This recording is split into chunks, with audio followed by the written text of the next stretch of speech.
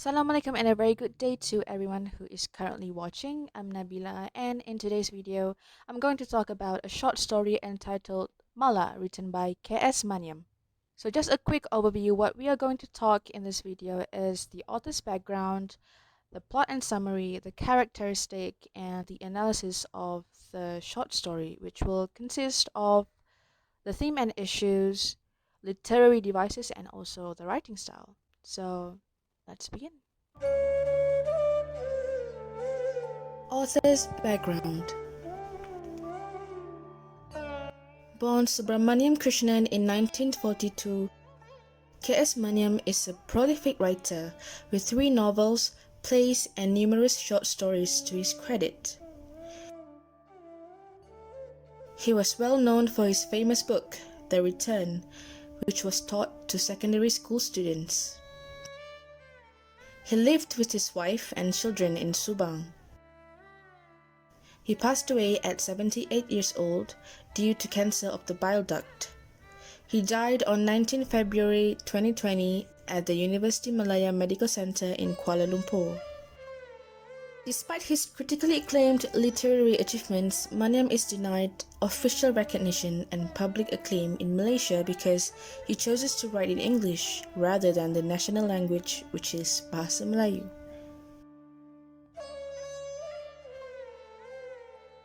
His birthplace was Bedong, a small town in Kedah.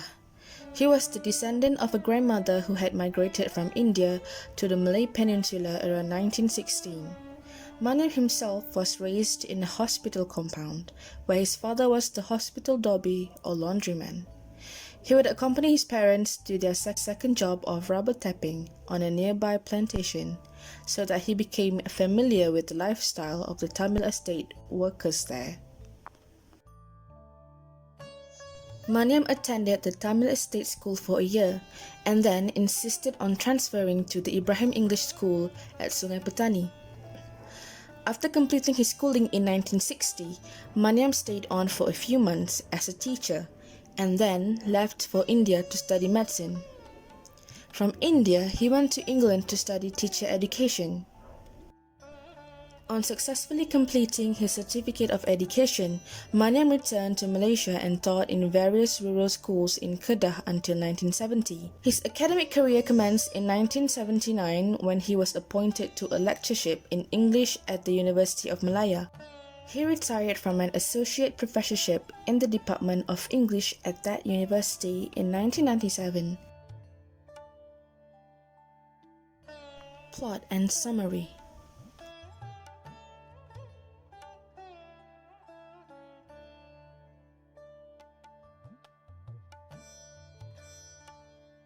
Mala tells the story of Malati, a young Indian girl who grows up in a poor traditional Indian family in a rural settlement among the Malay community in Malaysia. Malati is a common name for Indian girls, which means jasmine in Sanskrit. However, the girl's beautiful name is nicknamed to Mala, which is derived from the word malas, or lazy in Malay. This happens when she failed her school education and came to roost at home. In the beginning, it was only her female neighbor who branded her lazy and insulted her as Mala. However, her family begins to call her with the ugly name as well. To escape from continuously being the scapegoat of her family, she marries Sangkar and moves to a fast-developing city, Kuala Lumpur. There, she is groomed into becoming a modern woman who discards her traditional wear and also identity to fit in the present life. She is trapped in a manipulative relationship with her husband. There seems to be no escape for her as her life revolves around men who never sought to love her and treat her with respect.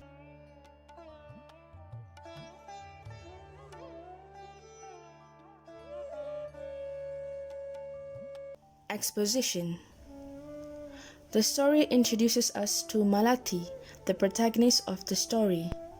Mala had left school and came to roost at home, which earns her the nickname Mala, which was given by her neighbor as an insult. It is an abbreviation of the Malay word malas. When seeing her unaffected by the nickname and continue living her life happily, her neighbor repeated the name along with other insulting words, and soon her family began to call her Mala as well.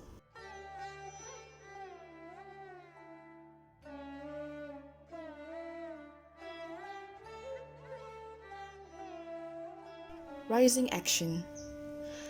After being punished with ritual of silence and harsh water ritual by her parents, Mala felt rebellious anger within her.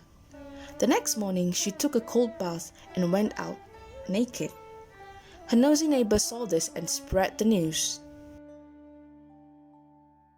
Ignoring her neighbor, she went to her friend Susie's house and talked about Kuala Lumpur.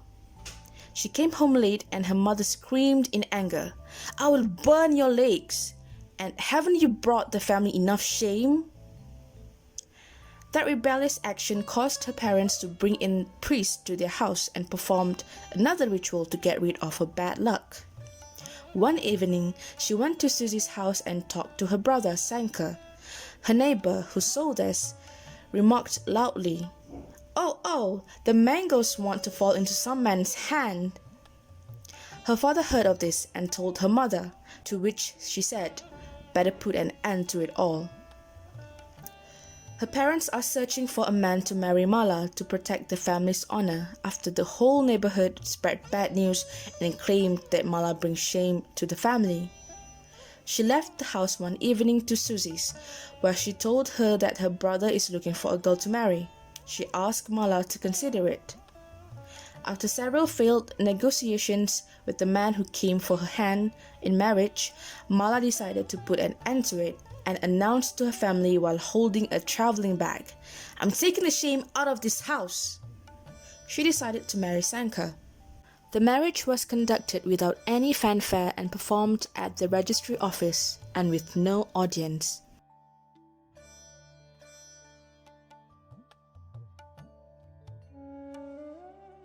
Climax. They went to Kuala Lumpur to Sanka's flat, which they shared the kitchen and the hall with a Chinese woman named Lucy and her son. Her life improved at first, however, Sanka started to change. He's always busy with work and claimed that they will have a better life and have children when they're better off.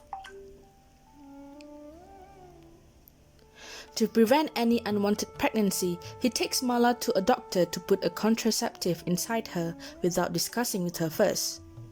He started to control the majority aspects of her life and criticizes her with comments like, "You slouch too much.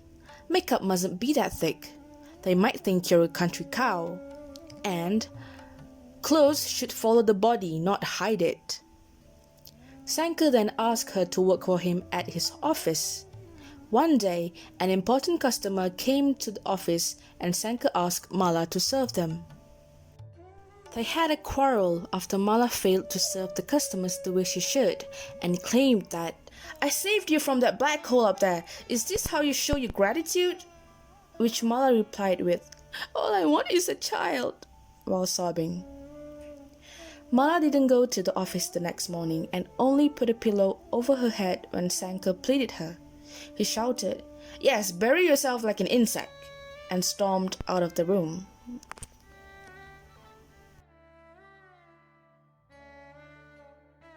Falling action.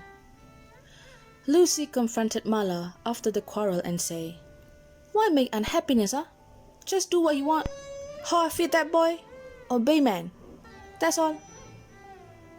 Lucy then brought Mala out and they wandered through the crowd in the shopping arcade. Mala followed Lucy wherever she was led.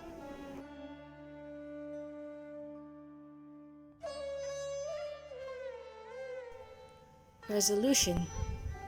Mala was tired and they sat in a low-ceilinged snack stall. Mala realized then there is no escape. Her life remains the same.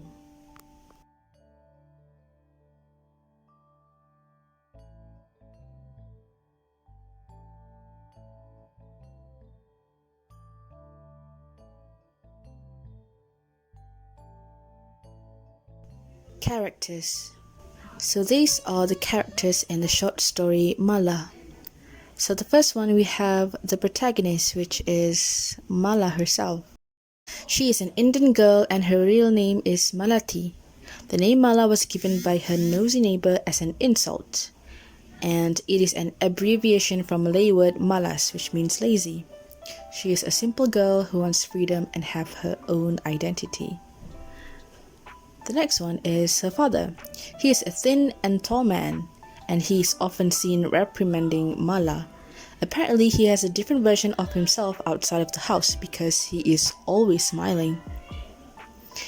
Next is mother. She is solemn, stout, very strict, and conservative. And she also has two brothers. They always seem to do chores and errands, possibly to avoid getting scolded and also to show that they are better than Mala.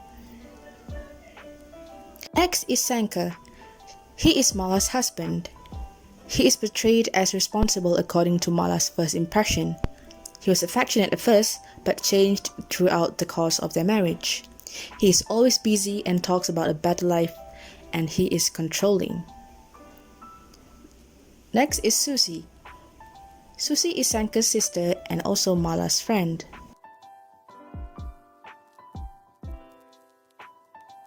Next is the neighbor woman. She is very nosy and always badmouth Mala. Last but not least is Lucy. She's a Chinese woman and she is Sankar's and Mala's housemate. She is very relaxed and always excited to help Mala with her appearance.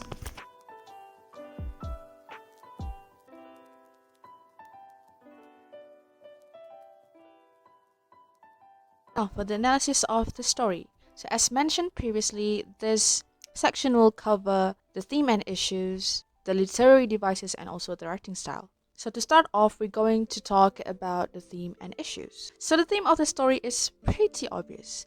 The whole short story screams sexism. It touches on the female representation, how women are objectified, and also the setting of a conservative family with patriarchal values. So the fight against sexism has been going on for decades.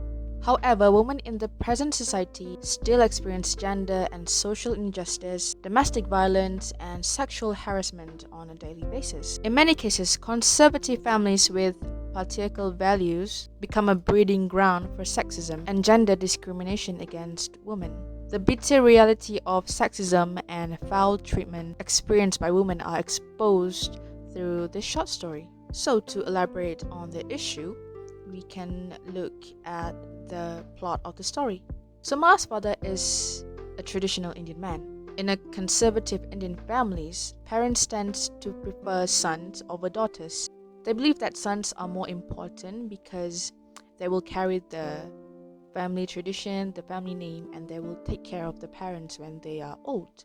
On the other hand, daughters are less preferred and is considered as a liability because they are not the carrier of the family tradition. So in the story, Mala has two brothers, and growing up in a rather conservative, male-dominated family establishment, Mala has to adhere to traditional values that daughters should be silent and stay at home, learn domestic skills, and help their mother with house chores. And in the family, her brothers are often seen running errands for their stout mother and spend their afternoons desultorily digging at an unyielding plot of ground. So this makes them feel as if they are more important members of the family. And also, the brothers looked at Mala with a sense of achievement. This sentence right here shows that her brothers purposely show off that they are the better ones in the family, and this reduces her self-worth and makes her feel like she is useless in the family. As if that is not worse enough, her suffering starts after she leaves the school and comes into full encounter with her family. This sentence means that she is now staying at home, which means that she will have to face her family 24/7 as compared to before when she have to go to school and don't have to be at home that much. And after she leaves school, obviously she doesn't have anything to do, so her family are very offended when she is just relaxing For example, when she hums a tune in the bathroom or sitting in the doorway reading a magazine. For her family, they consider relaxing as being lazy, and that's why they call her Mala. Other than the name calling, her father also allows the whole family member to isolate her by the terrifying ritual of silence. This basically means they give her silent treatment. Also, to Mala's father, having a daughter in the family is unfortunate and brings bad luck. So to get rid of that bad luck, her parents perform a water ritual to cleanse her soul and purify it. However, the ritual is done by force and full with hatred. As you can see in the story, Mala's mother stormed back, thrust the door of the room open, and tore off Mala's clothes. She wrapped the white sari in suffocating folds around Mala's well-fleshed body. As she was dragged to the bathroom, she saw her brothers, doing errands at the family niche. And inside the bathroom, her mother poured pail after pail of water over her loosened hair. The water came so fast, the woman held her so tightly, Mala could not breathe. She grunted and bent and slammed the water against Mala's hair, eyes, faces, breast, and legs, until the girl was thoroughly numbed. And then her mother pulled her to the family niche, lighted a lamp, and pushed her down before the colony of disease. Her father placed his hand on her head so that she would remain on her knees. Personally, I don't see how this ritual will cleanse anything. It's so harsh. So that is one of the many sufferings that she have to deal with in her family. And you might think that things will get better after she leaves the house or after she gets married, but it only gets worse. Again, even in her marriage, she is being objectified and she is being treated horribly.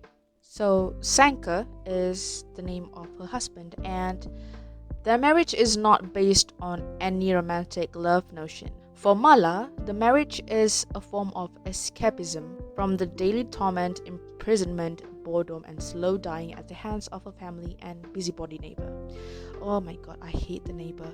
So the theme of Mala's marriage is a form of escapism. So by marrying Sanka, she is taking the shame out of the family and venturing into freedom, or she thought. And as for Sanka, he marries her due to his marriageable age, and it just so happens that Mala is available at that time. The timing is just so right for them. So basically, they both were just using each other. So to Sanka, he is Mala's savior who saved her from the black hole, which is her family. So Sanka is a dictator. She even have to work for him because apparently hiring a secretary is too expensive.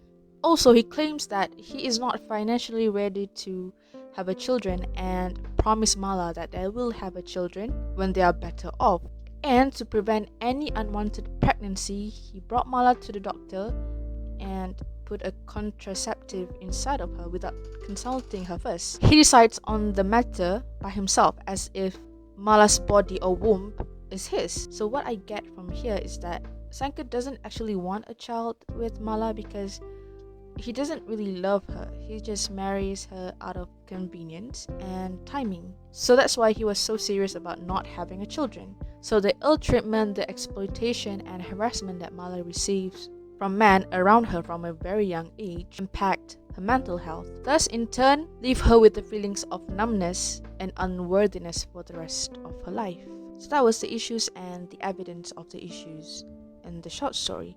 So now we're going to talk about the writing style. So upon reading the short story, I've come across quite a few words that I've never heard before. For example, unctuous, desultory, and genuflecting, and the list goes on. His writing style is quite unique as well in terms of the organization and the arrangement of the sentences. So the transition from one scene to another, or paragraphs to another paragraph, is a bit confusing for me personally. For example, this particular paragraph was talking about how Mala began her own ritual after receiving the silent treatment. She'll wake up before anyone else does and she'll take a cold bath. Okay. And And then it says here that Mala went out and stands under the mango tree and watched over the scenery.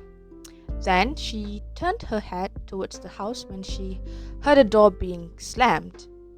However, the next paragraph starts with, that morning she sat in a doorway. This made me think that it's a new day or another scene, because just now she was standing under the mango tree.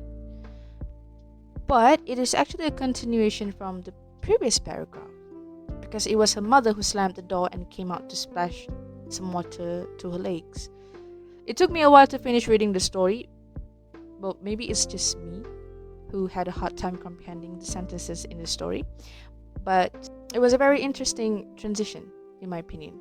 As for the literary devices, there is a lot of wordplays, metaphors, simile, hyperbole, and symbolism. An example of simile will be, Mala's mother clattered through her housework with a solemnity that made desecration of a temple seem like a prayer.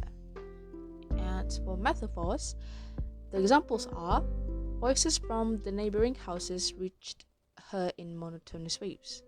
So the author is comparing the voices from the neighboring houses to a monotonous wave. And then, mangoes are ripening, she said, referring to Mala's breast. So this is what the neighbor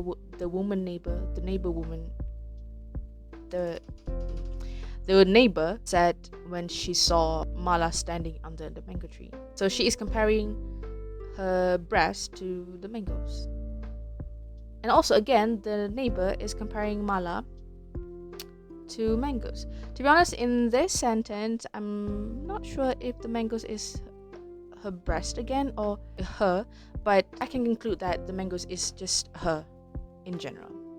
And for hyperbole, the examples are, the skin on her face seemed to peel away and reveal a new self.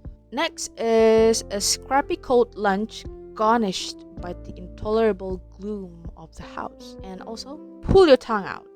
So these are the examples of hyperbole. There's actually a lot more hyperbole, metaphors, and simile in the story, but if I were to list all of them, it will going to be here all day. So these are some of the examples that I can list. And finally, symbolism. So from my understanding, the symbolism in this story is the bridge that connects to Susie's house. So there are basically two symbolism in the story, which is the bridge and also Susie's house. So at first it is understood that beyond the bridge is Susie's house.